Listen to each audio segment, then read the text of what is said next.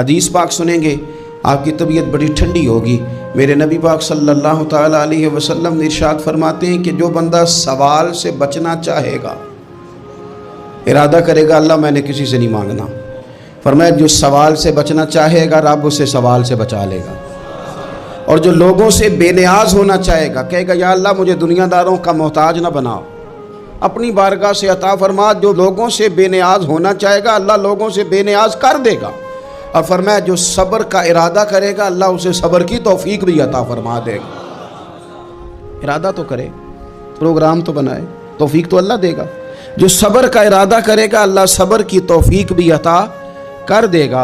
اور حضور صلی اللہ تعالیٰ علیہ وسلم فرمانے لگے یاد رکھو کسی بندے کو جو بہترین تحفہ دیا گیا ہے نا، اگر کسی کو کوئی بہترین عطیہ ملا ہے تو پھر اللہ تعالیٰ نے اسے صبر عطا فرمایا ہے، یہ بہترین تحفہ ہے۔